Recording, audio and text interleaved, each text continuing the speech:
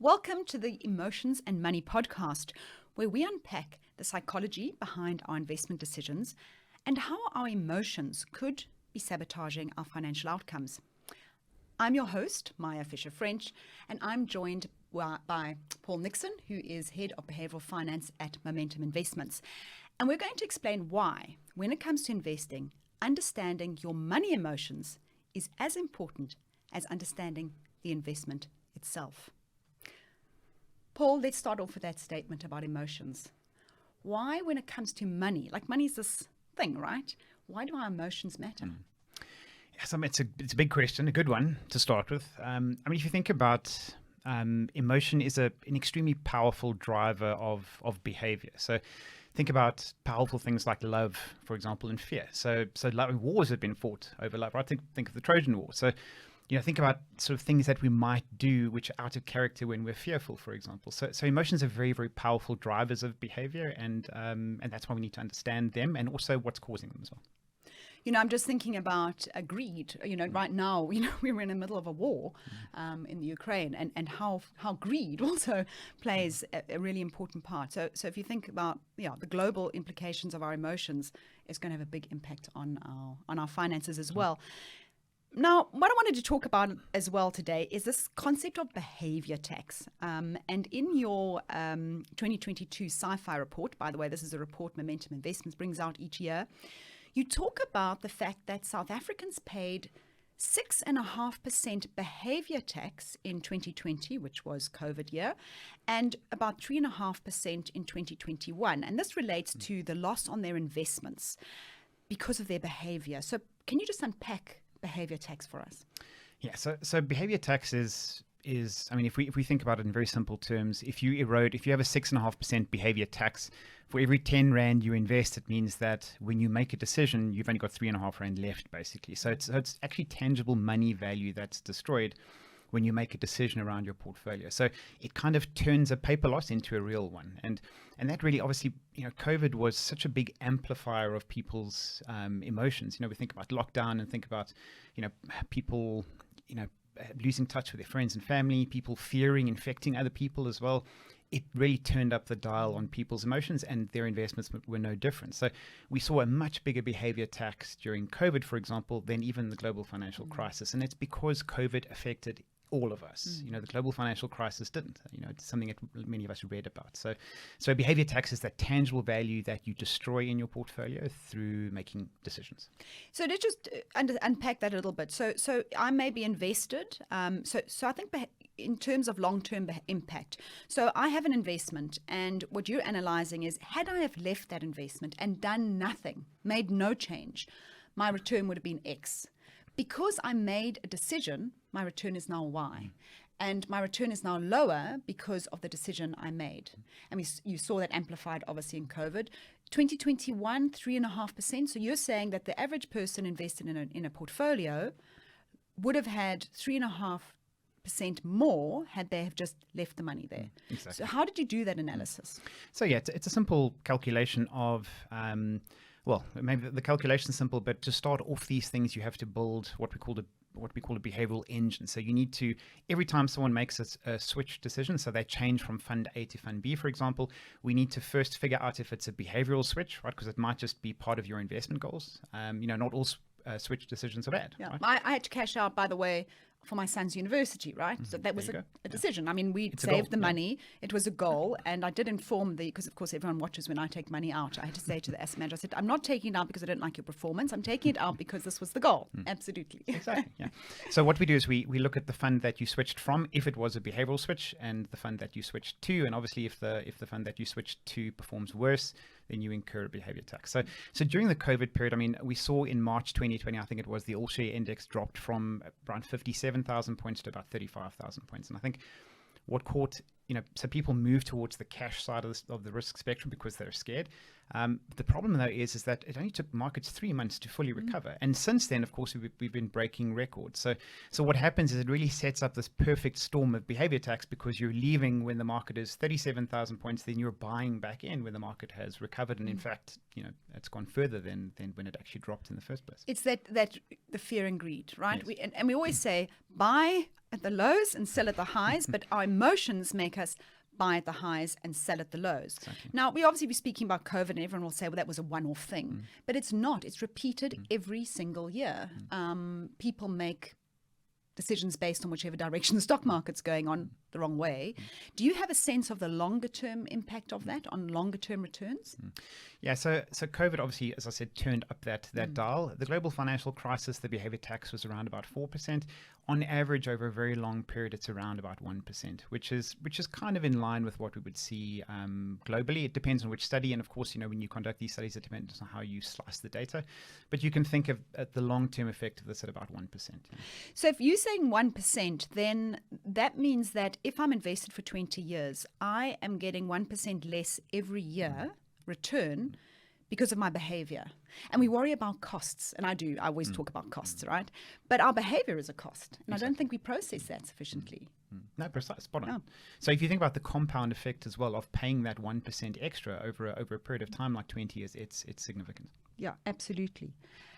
Let's go back a little bit to the fear and greed. I'm just having a look here at the graph that you have in the sci-fi report, and that was very interesting as well, because, I think we know this, it's obvious, but the fear and greed is driven by market returns. So you sort of said you looked at the all share index, and you found that when markets were rising, people would then take on more risk. When people and by taking on more risk, they would move more into equity-based funds, and when the markets were falling, they would move into lower risk funds, which tended to be more cash-like.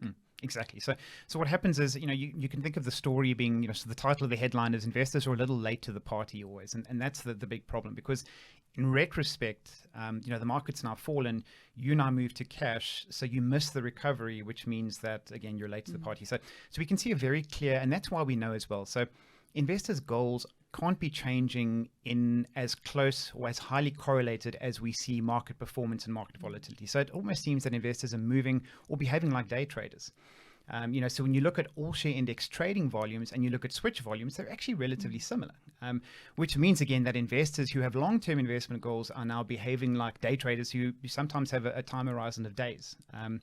And that's really the big problem, and that is such a big cause of this behavior tax. I know over the course of these podcasts, we're going to unpack a lot of our behavior, our sort of the psychology behind all of this.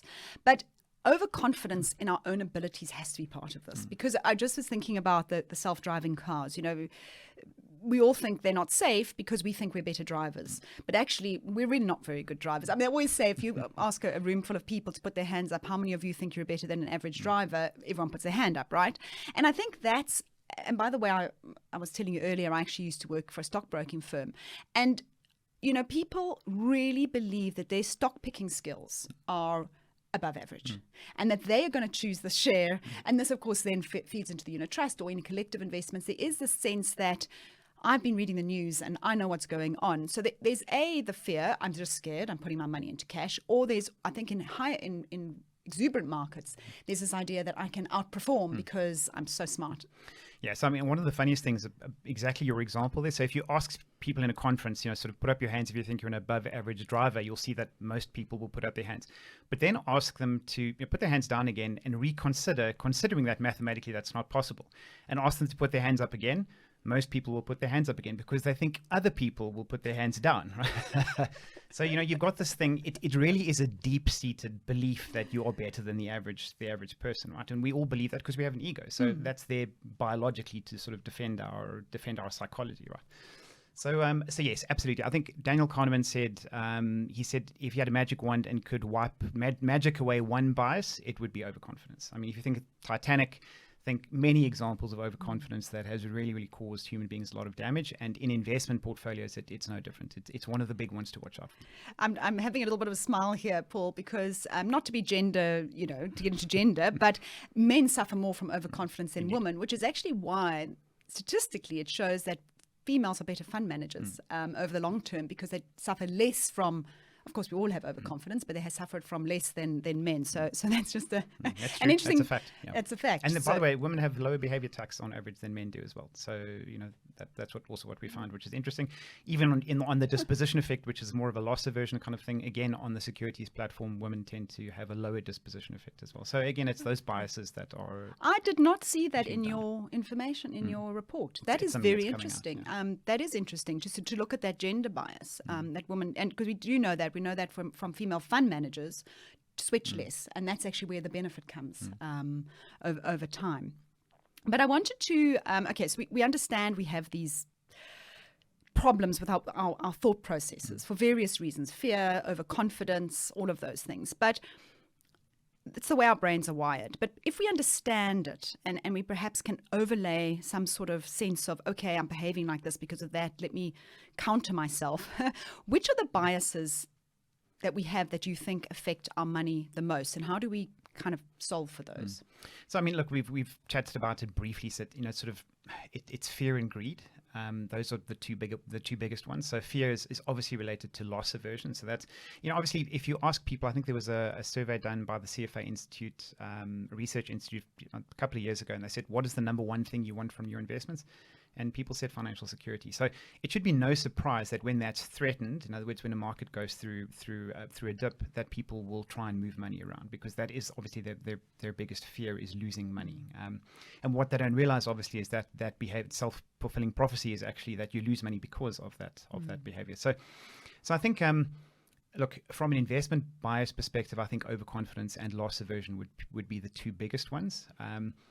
The root causes of these things, so the OECD in Europe did a study recently that they sort of clumped, if you go to Wikipedia, you'll see about 200 listed biases, right? And there's a lot of clutter that behavioral sciences has generated because of the interest.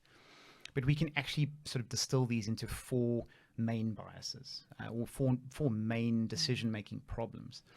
And the first one, I think it should be, we're in the attention economy, right? So everyone is competing for our attention. So your brain we think our brains are supercomputers.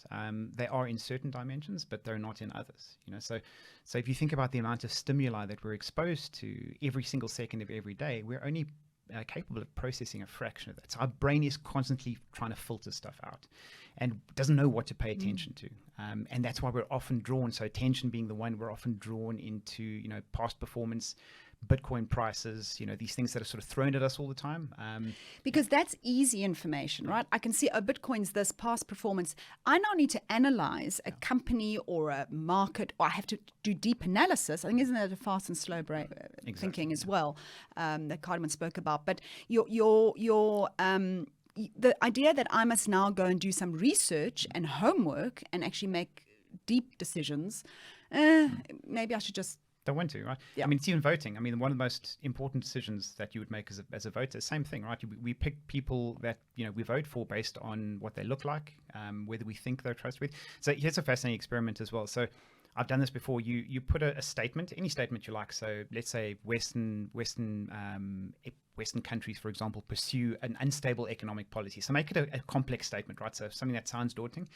Then sort of put Donald Trump's picture under that statement, and then ask people if they agree or disagree. Then put Barack Obama's picture under that statement, right? And you will see that overwhelmingly people will prefer, they will agree with the statement if Barack Obama's picture is under that statement. Now, of course, if you go to some deep South states in the United States, it might reverse. But the point is, it's much easier to evaluate the person saying the statement than it is to evaluate the statement itself. So our brains are trying to conserve very valuable energy. We're trying to shortcut everything. So how do we overcome this in a decision? So take the specific one. Is it just do a little bit more work? I don't know, or go speak to someone who's done the work.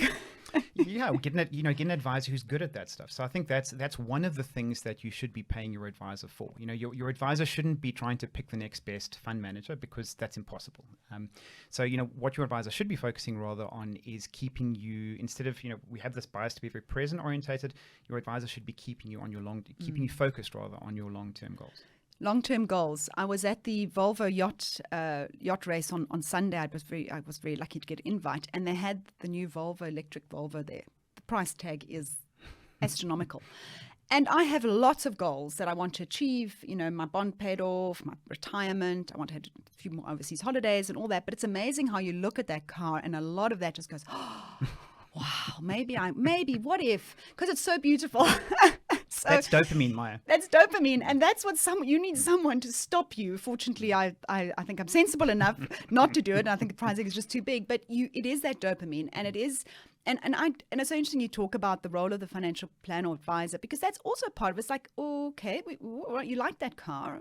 How does it fit into your goals? And what would the impact be on all of those goals that you did in your cold state? I think is it Dan Eiley who came up with the hot and cold state as well, where when you're in a hot state, do not make decisions. When you're like pumped up and the dopamine's going, you've got to go back into your cold state, your thinking state, which is sleep on it. And then, and any other, other biases, belief formation problems, I think you highlighted. So if we quickly run through them, we spoke about A, B, C, D. So we spoke about attention problems. That's everything is competing for our attention. The problem is our brain is trying to filter out or figure out what's important, and that's how we form a belief, right? So think about how people form beliefs about COVID vaccines, for example, right? That depends very largely on what WhatsApp groups, what Facebook you're looking at, those kind of things. So people think, if we think about a nice simple example as well, people think that adding a salad to a burger makes it healthier. But of course, what is healthier than chips? Well, it's not, because the sugar content in the dressings actually. Yeah, but without salad dressing. In the salad dressing, do not argue with me on this one. Yeah, exactly. If I put a salad, no, but you're right. A salad. Understand what else is on the salad. Yeah. So that's a little bit more deep thinking. It's a little bit more deep thinking, yeah. So it's how you formulate beliefs about the way the world works, for example. Then it goes to the C's, which is choices, and we know about choice overload. So the more, how many 1,500 unit trusts out there? How is an investor supposed to, be able to cut through active, passive, growth, value, all this kind of stuff? It's impossible to do, right? Paul, I've got a big issue with the industry about this, because the choice is creating paralysis. It really is. People, and it's FOMO, right? If I choose this fund manager over that one, I'll outperform. They may outperform, and then I think we're definitely going to be spending a lot of time on the rear view mirror stuff. Switching on past performance. But, it is difficult because there's so much out there and there's too much out there. And people think that if they just got the right investment instead of just starting. And I do blame choice for that. Absolutely. Paul Glimcher, who's a neuroeconomist in NYU, he did a fascinating experiment with chocolate bars. So, the long and the short of it is people couldn't pick their favorite chocolate bar out of a lineup of 30 chocolate bars, basically. So the point is, with a decision as simple as that. Well, so in this case, it was Snickers, and people couldn't pick a Snickers from a lineup of 30. And some of them actually said afterwards, they were asked, well, why didn't you pick it? And I didn't even see it. So your brain is trying to filter stuff out again. So sometimes you don't even see it. So the pure quantity made people not actually see it. You don't even see it, yeah. My goodness. So again, that goes back to the attention thing as well. And then the final one, which is the biggest problem in investments, is the D, which is determination. So we have this we just spoke about dopamine as well. So, dopamine is all about the anticipation of reward. So it's not actually about the reward, it's about the anticipation. So that biologically, it drives us to go out and look for food, right? So it's the anticipation of reward. And that makes us very present orientated, and we struggle. We've all got a ab blast of 5,000 probably collecting dust in the garage for the same reason. Right? We struggle to we don't have willpower. And I think one of maybe the last thing to mention on that, which is very interesting, is that you can think of willpower as almost emotional capital. It's like an asset, and the more you have to make a decision. So, if you're on a diet and you open the cupboard and you've got chocolate at eye level and you're making that decision again and again, eventually you will make the wrong one, because, you just run out of capital. You run out of strength, basically, or determination, basically, which is the D. So, that kind of wraps it up into, and the four sort of groups of biases that we have problems with. And it's quite interesting. I was, the New Money Story, I can't remember his first name, Kruger, wrote it. He's a money psychologist. He is a psychologist who writes about money. And he said, you never know, it's all about making it's small steps. It's all about making the next best decision. And he said, you may not know what the next best decision is, but you certainly know what the wrong one is. And I think that was so insightful as well, because exactly that, the chocolate sitting there, that if you're trying to lose weight, of course, some chocolate is not a bad thing. Yep. But if you are on a calorie-restricted diet, then you see the chocolate and that's the wrong thing. You may not quite know whether to put salad dressing on your salad or not, but you definitely know that chocolate is. But how do we, before we sum up, it's easy to say these are our problems, but how do we overcome, when it comes to investing, things like determination and choice problems? What are some of the things that we can do to help navigate that? So if you look at a really good, so if you're looking for a really good behavioral science author, practical one, Katie Milkman does these How to Change, shows a lot of podcasts, a lot of books, and she's a really, really great author. But I mean, sometimes it's actually just about very simple things. So it's about, for example, taking choice away from yourself. So same thing. So if you're on a diet, don't put chocolate in your cupboard, because know that every time you open the cupboard, you've got less and less emotional capital afterwards.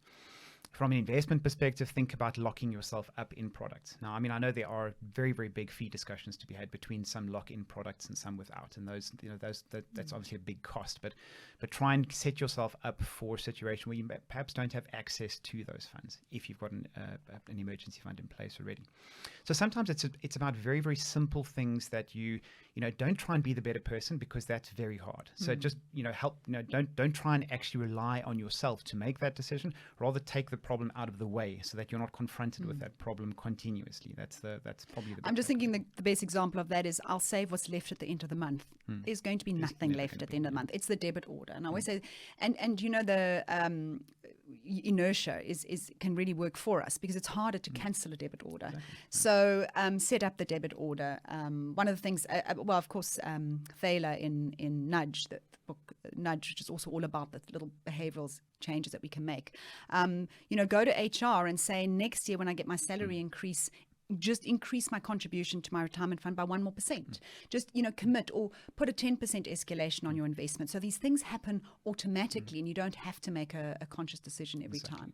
So those are, and also, don't stress about returns. And we're going to talk a little bit about this over the next few podcasts, but just make sure that you're in the right investment for your needs, your risk profile, your goals, and just leave it there. Believe you me, I've been in the industry for, I think, nearly 30 years. And over no long period of time is there one thing that has outperformed another. I mean, obviously, if they're all equities, you can have different, but really at the end of the day, as long as you're in the right asset class, getting the right sort of return for your needs, just leave it. And actually, it's so simple. That's the thing. But maybe we like to make everything complicated. Paul, this has been absolutely fascinating. I'm really excited that we've got a whole lot of other podcasts ahead of us to unpack this further. And to our listeners, please make sure you join us for our next podcast, where we are going to unpack how our personality affects the way we invest. And maybe you'll even find out what personality type you are. I've been reading about it, Paul, and I've got some ideas about myself. I must still do the test.